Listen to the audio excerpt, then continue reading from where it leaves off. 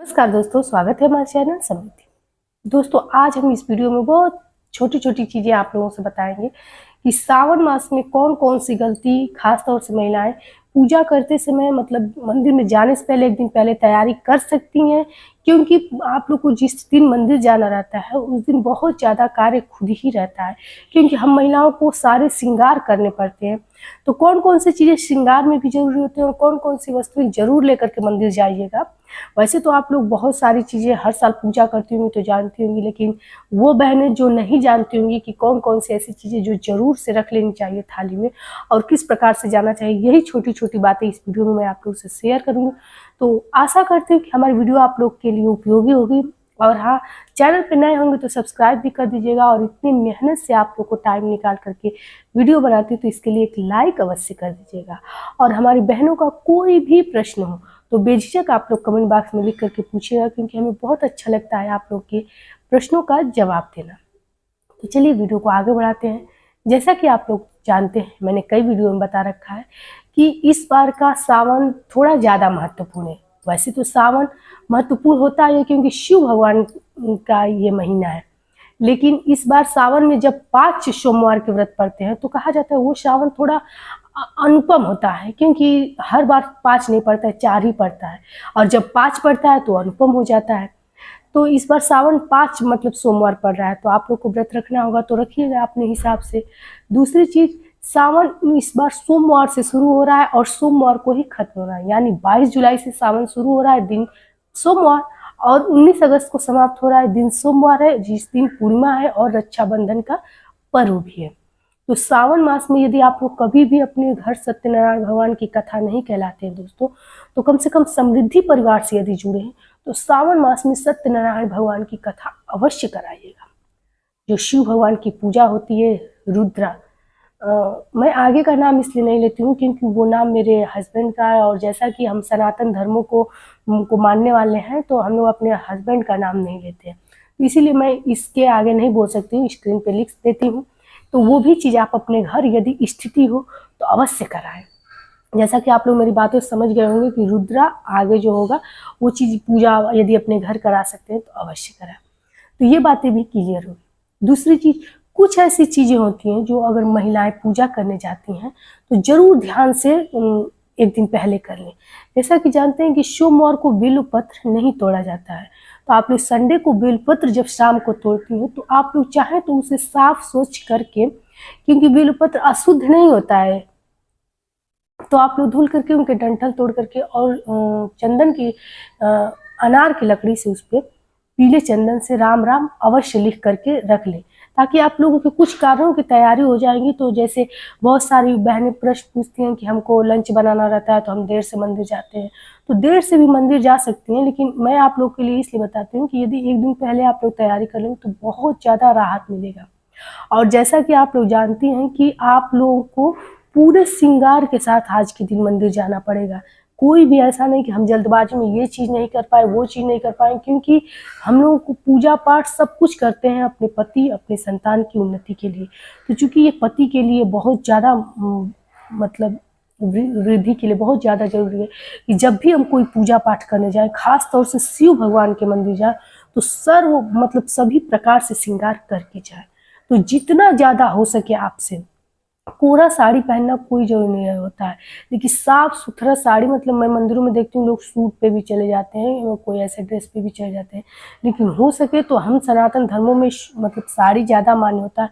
Suit भी आप लोग पहन सकते हैं क्योंकि बहुत बहनों को बुरा भी लग सकता है, लेकिन जो श्रृंगार बनाया गया है वो श्रृंगार अवश्य कीजिएगा।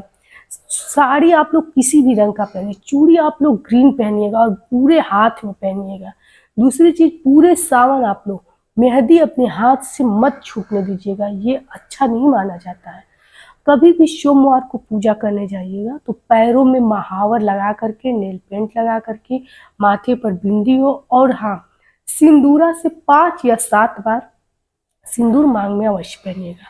मैंने एक आप लोग को शॉर्ट्स में दिखाया भी था कि डिजाइन बाल के आप लोग किसी भी तरह बनाए, मतलब कोई भी स्टाइल बनाए, लेकिन 20 से पहले मांग निकाल करके आप लोग सिंदूर अवश्य पहन लीजिए।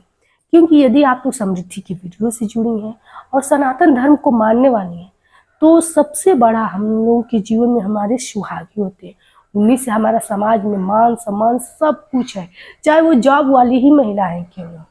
तो एक बार इस चीज़ को आप लोग अवश्य कीजिएगा।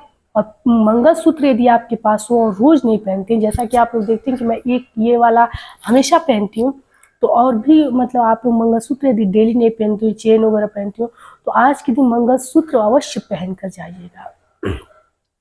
ये चीज़ आप लोग समझ गए कि मतलब पूरा श्रृंगार के साथ जाना है। हाँ, हो सके तो आप लोग लाल, पीला, हरा साड़ी पहन के जाइएगा। काला, भूरा, नीला रंग, कभी भी नीले रंग की साड़ी मतलब नहीं पहन के जानी चाहिए। हमेशा लाल, पीला, हरा पहन के जाइए। सावन है तो हरा तो ज़्यादा महिलाएं पहनती हैं, तो ये चीज़ आप लोग अवश्य कर लीजिएगा। अब आइए, आप लोग को मैं शुरू में ही बताई थी कि वीडियो में शुरू में ही बताई थी कि थार में कौन कौन सी चीज़ें ऐसी हैं जो महत्वपूर्ण है। देखिए, जहाँ मंदिर पे आप लोग जाती होंगी वहाँ ये सब चीज़ें मिलती भी हैं। मंदार के फूल की यदि माला मिल जाए आपकी, और कोई आपकी मनोकामना हो, तो प्रत्येक सोमवार को अपनी मनोकामना बोलते हुए, मैंने उस साल भी ये चीज़ बताई थी, बहुत लोगों की कामना पूर्ण हुई है। तो एक बार ये चीज़ आप लोग अवश्य करके देखिएगा। मंदार के पुष्प की माला कितनी भी भीड़ हो, शिवलिंग पे डालते हुए यदि आप अपनी मनोकामना कहेंगी, तो ये चीज़ किया गया है, करके अवश्य देखिएगा, जरूर आपकी मनोकामना पूर्ण होगी। तो अवश्य वहाँ एक खरीद करके और अपने शिवलिंग को अवश्य पहनाइएगा। दूसरी चीज़, सफ़ेद पुष्प आप लोग खरीद कर, या जैसे अपने बाग बगीचे जैसे भी हो, सफ़ेद पुष्प अवश्य लेकर के जाया जाता है। भांग धतूरा यदि आप लोग को दोनों में से कोई एक भी मिले तो अवश्य चढ़ाया जाता है शिव जी को। दूसरी चीज़, कभी भी शिव जी को भूल कर भी शिवलिंग को रोरी मत मतलब चढ़ाइएगा। रोरी नहीं चढ़ाया जाता है शिवलिंग पर कभी भी। मतलब मैं तो पहले मायके में अपने मंदिर में जाती थी तो देखती थी कि नंदी बाहर बनाए गए रहते थे। मतलब पहले नंदी की पूजा करके, फिर चौखट की पूजा करके, फिर शिवलिंग की पूजा की जाती थी।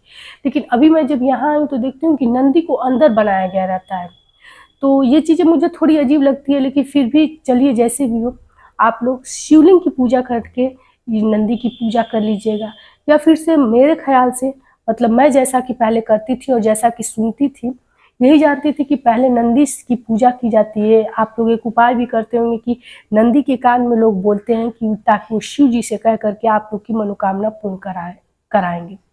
तो इसीलिए नंदी का जो मूर्ति होता है वो बाहर इसलिए रहता था कि पहले उनकी पूजा करके उनसे परमिशन मतलब मांगा जाता था कि हम मंदिर में शिव जी की पूजा करने जाएं।